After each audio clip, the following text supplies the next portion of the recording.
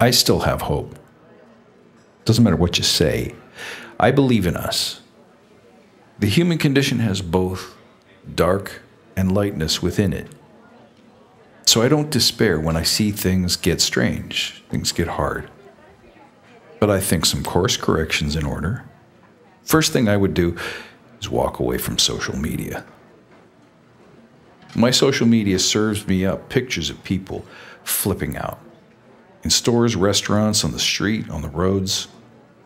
They're angry. And that anger always exists, but I think the more we see it, the more we're affected by it. You know, when all we had was books and television and movies, at least they were still edited. Even the news stories were edited before they went to air. I find more spelling mistakes on CNN than I would in a kindergarten class. We're so quick to pump out content. We crave, we're addicted to the constant pulse, the energy of new information, and quite frankly, the attraction to the drama.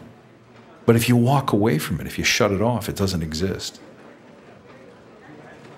And there we can begin to focus on conversations that honor our differences but celebrate our sameness.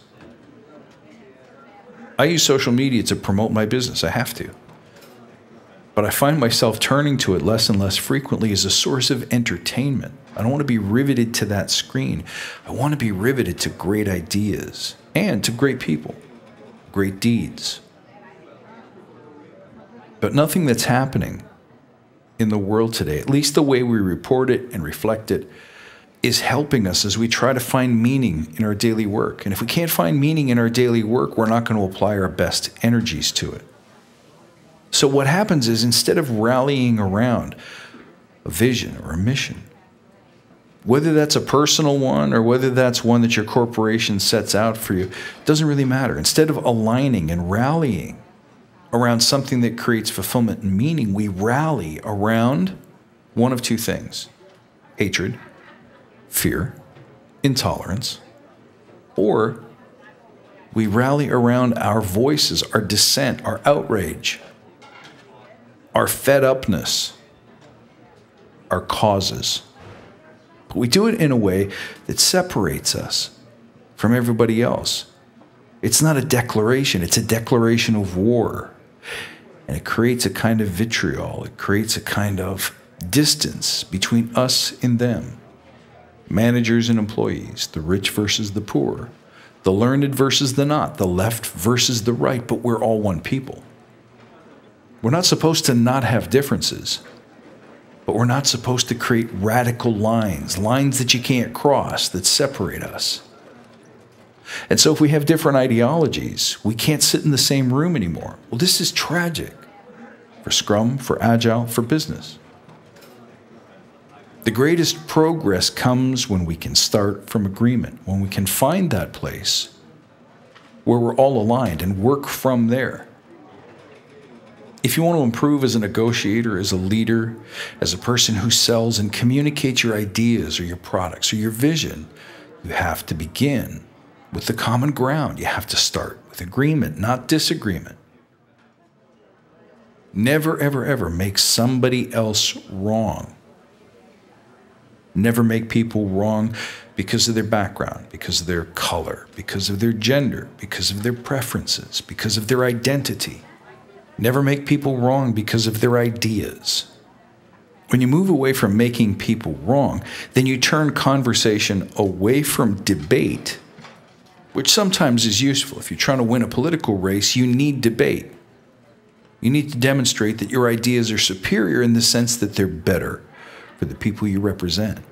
But when everything becomes a debate, then there's never consensus. We treat everything like a political election where there's one clear winner and one clear loser, even if it's only by a couple of points. And that's a mistake, because it becomes impossible to work together. So, what if we started with agreement? What if we started by never making other people wrong, and instead figuring out how to sacrifice together, how to compromise together, how to win together?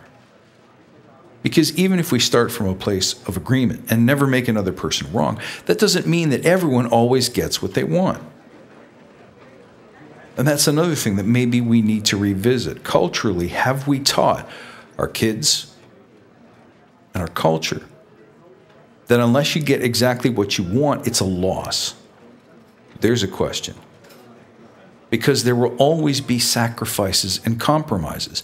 But it's better to sacrifice or compromise on one of your wants or one of your ideas than it is to sacrifice or compromise on your ideals or your soul. These are the challenges that you face in the team room, my friends. These are the challenges that you face now when you walk down the street. Safety is not guaranteed. Rather, it's claimed and it's exclaimed. We can do better. We must do better. But just because we're in a low state doesn't mean that we give up hope. Begin with agreement, the common vision. What do we all want? What do we all need? What do we all fear? We've faced times like this before. There's been war, there's been division, there's been the threat of destruction, of extinction before. And yet we carry on. The planet we live on is resilient, and so are we. We are cut of the same DNA, the same guiding principles, the same basic fundamental designs, that we are able as human beings to adapt, to stretch, to fail, to have our bellies hit the gravel, to bleed, and yet then to heal. This is time to see our great promise and to never, ever, ever lose faith. If you lead people, it begins with you.